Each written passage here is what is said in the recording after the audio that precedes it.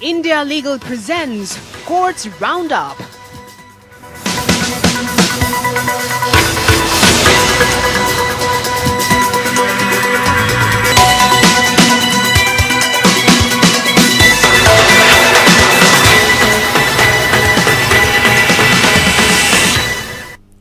नमस्कार, मैं हूं आपके साथ वक्ता दुबे। कोर्ट्स राउंडअप में आपका स्वागत है। इस बुलेटिन में अगले आधे घंटे तक हम आपको कोर्ट से जुड़ी तमाम छोटी बड़ी खबरों से रूबरू करवाएंगे। कोर्ट की कार्यवाही और सुप्रीम कोर्ट से लेकर हाई कोर्ट और लोअर कोर्ट्स तक के फैसलों को आपके सामने रखेंगे। आगे बढ़ने से पहले एक नजर डाल लेते हैं हेडलाइंस पर।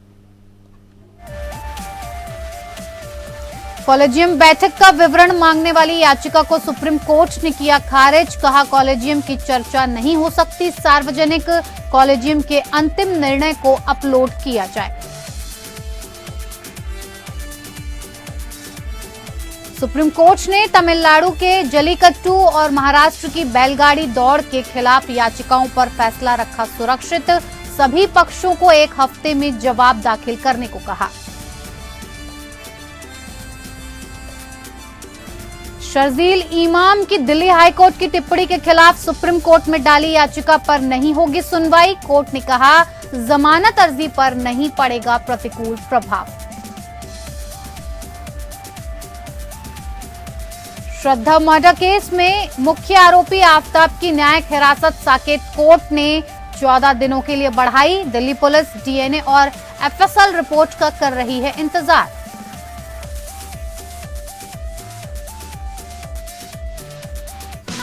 India Legal presents Courts Roundup.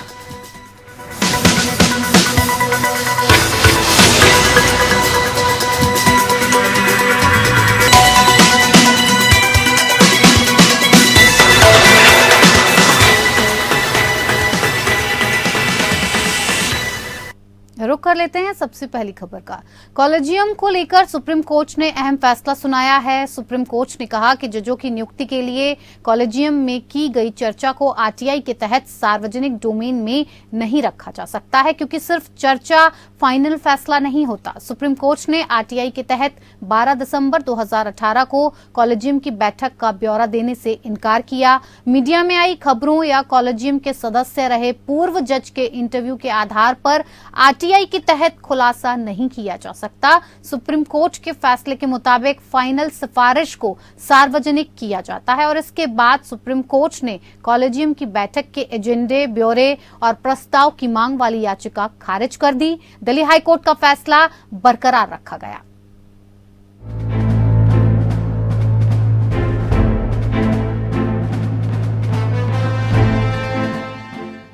Supreme court ने आरटीआई के तहत एक कॉलेजियम बैठक के विवरण का खुलासा करने की मांग वाली याचिका शुक्रवार को खारिज कर दी। याचिका में सूचना के अधिकार अधिनियम के तहत 12 दिसंबर 2018 को हुई सुप्रीम कोर्ट कॉलेजियम की बैठक का विवरण मांगा गया था। याचिका खारिज करते हुए शीर्ष अदालत ने कहा कि कॉलेजियम बैठक की चर्चा को जनता के सामने लाया नहीं जा सकता, सिर्फ कॉलेजियम के अंतिम निर्णय को वेबसाइट पर अपलोड करने की जरूरत है। अदालत ने कहा कि केवल अंतिम प्रस्ताव को ही निर्णय माना जा सकता है और जिस पर चर्चा भी की जाती है वो खासकर आरटीआई अधिनियम के तहत सार्वजनिक डोमेन में नहीं होना चाहिए। अनुरोध को खारिज करते हुए जस्टिस एमआर शाह की अगुवाई वाली पीठ ने कहा कि 10 जनवरी 2019 को प्रस्ताव पारित होने के बाद ऐसा प्रतीत होता है कि 12 दिसंबर 2018 की बैठक के दौरान कोई अंतिम निर्णय नहीं लिया गया था। आगे कहा कि केवल कॉलेजियम द्वारा पारित वास्तविक प्रस्ताव ही कॉलेजियम का अंतिम निर्णय कहा जा सकता है और इसे परामर्श के दौरान एक अस्थायी निर्णय कहा जा सकता है। अधिवक्ता प्रशांत भूषण के माध्यम से दायर याचिका में कहा गया है कि सुप्रीम कोर्ट कॉलेजियम द्वारा नियुक्तियों और सिफारिशों के बारे में जानकारी को दस्तावेजों की संरक्षित श्रेणी के रूप में नहीं माना जा सकता है, क्योंकि सार्वजनिक हित से संबंधित कोई भी जानकारी गोपनीयता की आड़ में नहीं आ सकती है। आरटीआई कार्यकर्ता अंजलि भारद्वाज ने दिल्ली हाई कोर्ट के उस फैसले को सुप्रीम कोर्ट में चुनौती दी थी जिसमें आरटीआई कानून के तहत 12 दिसंबर 2018 को सुप्रीम कोर्ट कॉलेजियम की बैठक के एजेंडे, ब्यौरे और प्रस्ताव की मांग वाली याचिका को खारिज कर दिया गया था। 2 दिसंबर को जजों की नियुक्ति को लेकर कॉलेजियम के मुद्दे पर सुप्रीम कोर्ट ने अहम टिप्पणी करते हुए कहा था कि जो सिस्टम काम कर रहा है उसे पटरी से न उतरने दें, कॉलेजियम को अपना काम करने दें। हम सबसे पारदर्शी संस्थान हैं। कॉलेजियम के पूर्व सदस्यों का अब फैसलों पर टिप्पणी करना फैशन हो गया है। Justice MR. शाह और जस्टिस सी.टी. रवि कुमार की बेंच ने ये टिप्पणी करते हुए आरटीआई कार्यकर्ता अंजलि भारद्वाज की याचिका पर फैसला सुरक्षित रख लिया था। Bureau report. सुप्रीम कोर्ट ने तमिलनाडु के जल्लीकट्टू और महाराष्ट्र की बैलगाड़ी दौड़ के खिलाफ दाखिल याचिकाओं पर सुप्रीम कोर्ट ने अपना फैसला सुरक्षित रख लिया। Justice KM. जोसेफ की अध्यक्षता वाली संविधान पीठ ने जल्लीकट्टू और महाराष्ट्र की बैलगाड़ी दौड़ के पक्ष और विपक्ष में दाखिल याचिका पर 7 दिनों तक सुनवाई करने के बाद अपना फैसला सुरक्षित रख लिया। पीठ ने सभी पक्षों से 1 सप्ताह के भीतर लिखित अभिवेदन का सामूहिक संकलन दाखिल करने के लिए कहा। शीर्ष अदालत ने पहले कहा था कि पशु क्रूरता रोकथाम तमिलनाडु संशोधन अधिनियम 2017 को चुनौती देने वाली याचिकाओं पर एक बड़ी पीठ द्वारा निर्णय लिए जाने की आवश्यकता है, क्योंकि इनमें संविधान की व्याख्या से संबंधित महत्वपूर्ण प्रश्न शामिल हैं। इन याचिकाओं में तमिलनाडु व महाराष्ट्र सरकार के इन खेलों से संबंधित कानूनों को चुनौती दी गई है। साथ ही इसके समर्थन में भी कई अर्जियां दाखिल की गई हैं। जल्लीकट्टू सांडों को वश में करने वाला ये खेल तमिलनाडु में पोंगल फसल उत्सव अवसर पर खेला जाता है। एनिमल बोर्ड ऑफ इंडिया बनाम ए नागराजा और अन्य केस में सुप्रीम कोर्ट के फैसले का पालन करने के लिए संबंधित राज्यों को निर्देश देने के लिए दायर किया गया था, जबकि मामला लंबित था। तभी पशुओं के प्रति क्रूरता की रोकथाम तमिलनाडु संशोधन अधिनियम 2017 पारित किया गया था। तत्पश्चात उक्त संशोधन अधिनियम को रद्द करने की मांग करने के लिए रिट याचिकाओं को दाखिल किया गया। सुप्रीम कोर्ट ने तब इस मामले को एक संविधान पीठ को सौंप दिया था कि क्या तमिलनाडु संविधान के अनुच्छेद 29 और 1 के तहत अपने सांस्कृतिक अधिकार के रूप में जल्लीकट्टू का संरक्षण कर सकता है, जो नागरिकों के सांस्कृतिक अधिकारों की सुरक्षा की गारंटी देता है। तत्कालीन प्रधान न्यायाधीश दीपक मिश्रा और जस्टिस आर नरीमन की एक पीठ ने महसूस किया था कि जल्लीकट्टू के इर्द गिर्द घूमती रिट याचिका में संविधान की व्याख्या से संबंधित पर्याप्त प्रश्न शामिल हैं और रिट याचिकाओं में उठाए गए सवालों के अलावा इस मामले में 5 सवालों को संविधान पीठ को तय करने के लिए भेजा गया था।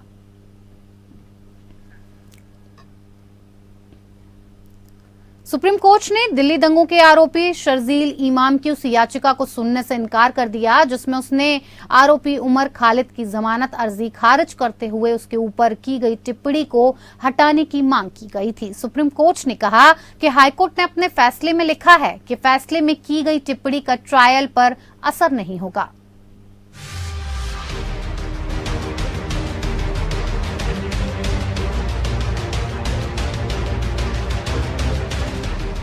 सुप्रीम कोर्ट ने दिल्ली दंगों के आरोपी शर्जील इमाम की उस याचिका को सुनने से इनकार कर दिया जिसमें उसने आरोपी उमर खालिद की जमानत अर्जी खारिज करते हुए उसके ऊपर की गई टिप्पणी को हटाने की मांग की गई थी।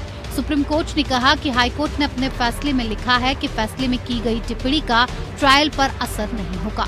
सुप्रीम कोर्ट ने स्पष्ट किया कि दिल्ली दंगों की साजिश मामले में उमर खालिद को जमानत देने से इनकार करने के आदेश में शर्जील इमाम के खिलाफ दिल्ली हाईकोर्ट द्वारा की गई टिप्पणियों से इमाम के मामले में पूर्वाग्रह नहीं होगा। जस्टिस संजय किशन कौल और जस्टिस ए.एस. ओका की पीठ इमाम की ओर से दायर एक विशेष अनुमति याचिका पर विचार कर रही थी जिसमें दिल्ली हाईकोर्ट की एक खंडपीठ द्वारा 18 अक्टूबर को उमर खालिद को जमानत देने से इनकार करने के आदेश में टिप्पणी को हटाने की मांग की गई थी। इमाम की ओर से पेश हुए सीनियर एडवोकेट सिद्धार्थ दवे ने कहा कि उच्च न्यायालय ने मामले में सह आरोपी की जमानत अर्जी पर विचार करते हुए उनके खिलाफ विस्तृत निष्कर्ष निकाले हैं। जब पीठ ने बताया कि उच्च न्यायालय ने कहा है कि टिप्पणियां प्रारंभिक प्रकृति की हैं और मुकदमे को प्रभावित नहीं करेंगी, तो दवे ने जवाब दिया कि स्पष्टीकरण केवल उमर खालिद के संदर्भ में दिया गया था। हाईकोर्ट ने कहा था कि इमाम यकीनन षड्यंत्र के मुखिया था जिसके साथ उमर खालिद संपर्क में था। उच्च न्यायालय ने दोनों के बीच कथित मुलाकातों के कुछ उदाहरणों का हवाला देते हुए कहा कि फरवरी 2020 के दौरान उत्तर पूर्वी दिल्ली में हुए दंगों के पीछे खालिद बड़ी साजिश का हिस्सा था। हाईकोर्ट की इन टिप्पणियों पर आपत्ति जताते हुए इमाम ने सुप्रीम कोर्ट में विशेष अनुमति याचिका दायर की, जिसमें कहा गया कि इस तरह की टिप्पणियां उन्हें सुनवाई का अवसर दिए बिना की गई हैं। उनका ये भी कहना है कि इस तरह की टिप्पणियां उस आपराधिक मामले की खूबियों को छूती हैं जिसमें वो भी आरोपी हैं और उनके द्वारा दायर एक अलग जमानत अर्जी है जो स्वयं उच्च न्यायालय के समक्ष लंबित है। इसीलिए इमाम का कहना है कि उमर खालिद के जमानत आदेश में हाईकोर्ट की टिप्पणी से उसकी जमानत अर्जी पर प्रतिकूल प्रभाव पड़ेगा। 18 अक्टूबर को जस्टिस सिद्धार्थ मृदुल और जस्टिस रजनीश भटनागर की खंडपीठ ने खालिद को दिल्ली पुलिस स्पेशल सेल द्वारा दर्ज एफआईआर में आपराधिक साजिश से संबंधित यूएपीए और आईपीसी प्रावधानों को लागू करने का आरोप लगाते हुए जमानत देने से इनकार कर दिया था। Bureau report, APN news.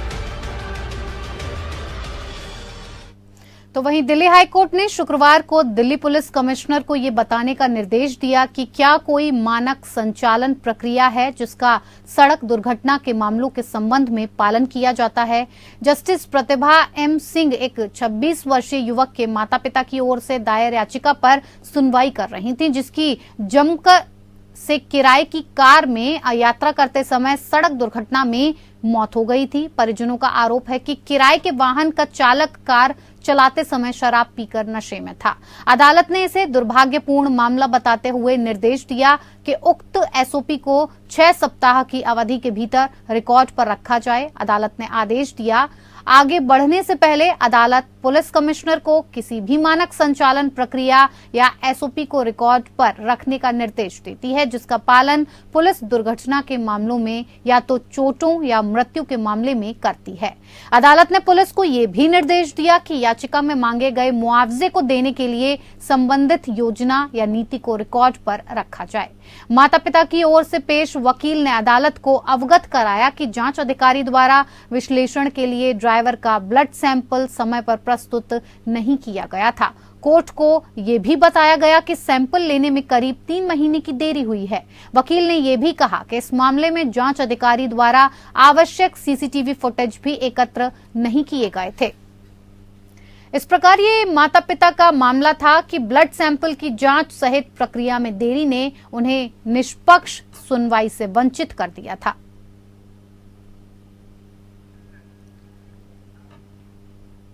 Supreme court की जस्टिस के.एम. जोसेफ और जस्टिस बी.वी. नागरत्ना की खंडपीठ ने federation of retail traders welfare association बनाम महाराष्ट्र राज्य में दायर एसएलपी पर सुनवाई स्थगित कर दी। बॉम्बे हाईकोर्ट के उस फैसले को चुनौती देते हुए ये विशेष अनुमति याचिका दाखिल की गई है जिसमें बॉम्बे हाईकोर्ट ने महाराष्ट्र दुकान और प्रतिष्ठान अधिनियम के नियम 35 की वैधता को बरकरार रखा है। इसके अनुसार साइन बोर्ड को शीर्ष पर देवनागरी लिपि में मराठी भाषा में और अन्य भाषा समान फॉन्ट साइज में लिखना अनिवार्य है। संशोधन के माध्यम से उक्त नियम 35 को अब अधिनियम की धारा 36A के रूप में मुख्य अधिनियम में शामिल किया गया है, जो इसे 10 से कम कर्मचारियों वाली दुकानों और प्रतिष्ठानों पर लागू होता है। याचिकाओं ने संयुक्त रूप से इस तरह के प्रावधान की संवैधानिकता को चुनौती दी और सवाल उठाया कि क्या राज्य व्यापार और व्यवसाय के मामलों में अपनी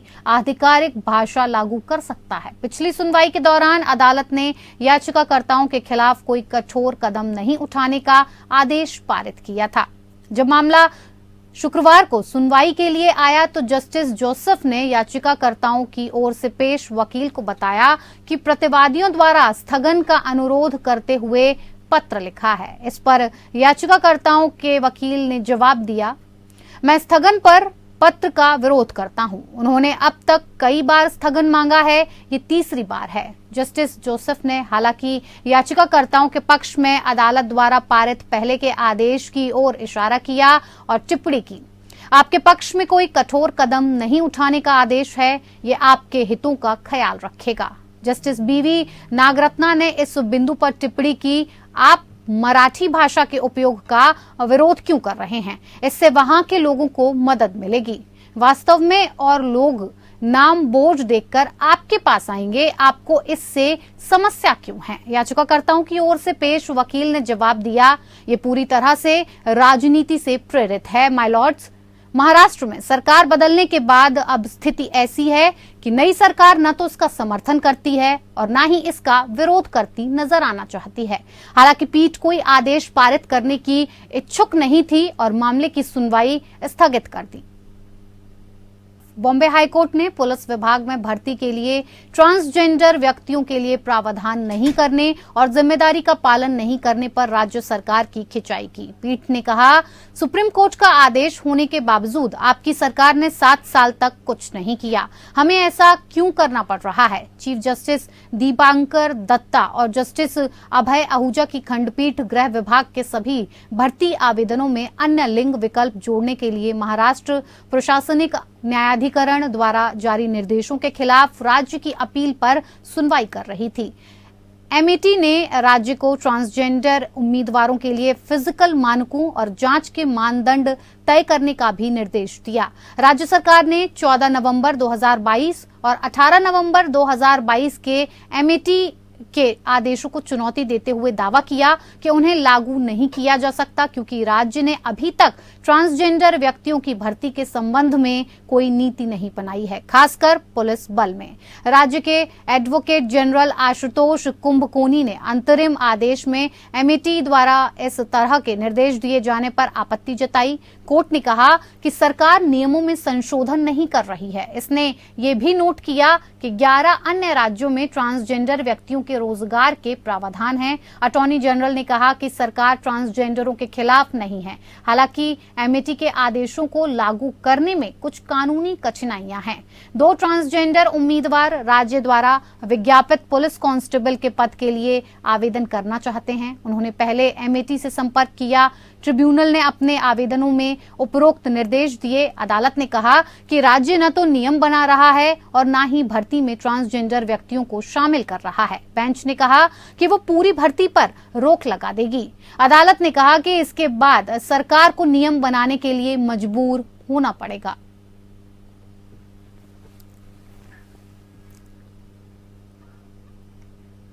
तो वहीं श्रद्धा मर्डर केस के मुख्य आरोपी आफताब की न्यायिक हिरासत 14 दिनों के लिए बढ़ा दी गई है।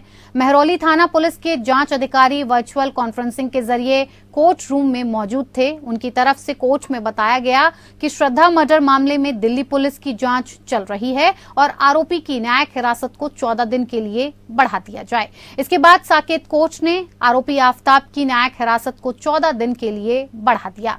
इससे पहले आफताब 13 दिन से तिहाड़ जेल में न्यायिक हिरासत में था, जहां से उसे पॉलीग्राफ और नार्को टेस्ट के लिए ले जाया गया था। इस केस में अभी भी दिल्ली पुलिस डीएनए और एफएसएल रिपोर्ट की सभी रिपोर्ट्स का इंतजार कर रही है। वहीं मुंबई में प्रेस कॉन्फ्रेंस के दौरान बोले श्रद्धा के पिता विकास, मेरी बेटी को जैसे मारा गया उसका बहुत दुख है। मुझे न्यायपालिका पर भरोसा है। आफताब को कठोर से कठोर सजा मिलनी चाहिए।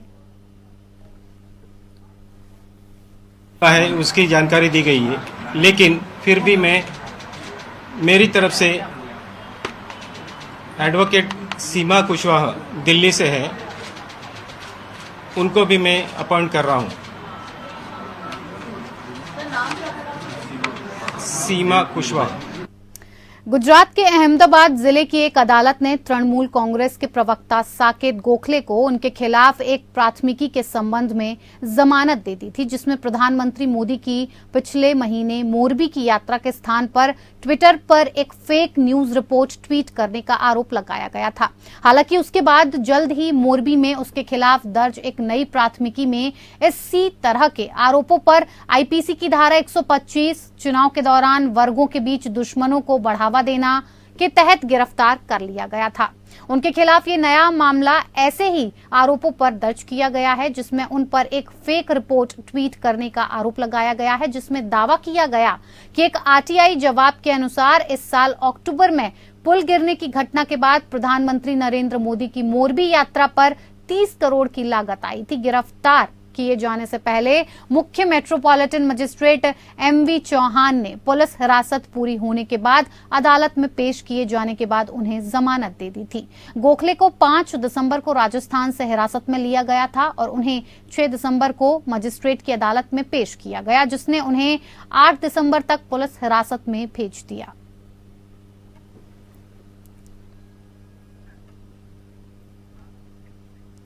तो वहीं उत्तराखंड हाईकोर्ट ने स्पष्ट किया है कि सीआरपीसी की धारा 125 के तहत भरण पोषण का दावा करने वाले व्यक्ति के लिए ये अनिवार्य नहीं है कि उसके भरण पोषण के लिए जिम्मेदार सभी व्यक्तियों जिनके पास पर्याप्त साधन है उसे प्रतिवादी बनाए। ये दावेदार पर निर्भर है कि उसे किससे भरण पोषण लेने की आवश्यकता है और वो किसी एक या सभी व्यक्तियों को पक्षकार बनाने के लिए स्वतंत्र है। इस तरह मामले में पक्षकार न बनाने के खिलाफ दायर एक रिवीजन याचिका को खारिज करते हुए जस्टिस मनोज कुमार दावेदार के 4 बच्चे हैं। हालांकि उसने अपने पति से 5,000 प्रतिमाह और अपने बड़े बेटे से 20,000 प्रतिमाह की दर से भरण पोषण का दावा करते हुए सीआरपीसी की धारा 125 के तहत एक आवेदन दिया था। आवेदन में संशोधनवादी ने अपने अन्य भाई बहनों को इस आधार पर पक्षकार बनाने की प्रार्थना की है कि वे एक अच्छा जीवन बिता रहे हैं और इसीलिए वो अपनी मां को भरण पोषण प्रदान करने के लिए समान रूप से जिम्मेदार हैं। हालांकि संशोधनवादी द्वारा की गई प्रार्थना को फैमिली कोर्ट के न्यायाधीश ने खारिज कर दिया। इस आदेश से व्यथित होकर यह रिवीजन याचिका हाईकोर्ट में दायर की गई थी। न्यायालय ने शुरू में ये माना कि फैमिली कोर्ट जज ने ये देखते हुए कि भरण पोषण का दावा करने वाले व्यक्ति को यह तय करना होता है कि वो किससे भरण पोषण चाहता है, याचिका को खारिज करने के लिए वैध कारण दिए हैं। और इसके अलावा ये माना गया कि अदालत दावेदार को उसके अन्य बच्चों को भरण पोषण आवेदन के प्रतिवादी के रूप में पक्षकार बनाने के लिए बाध्य नहीं कर सकती है।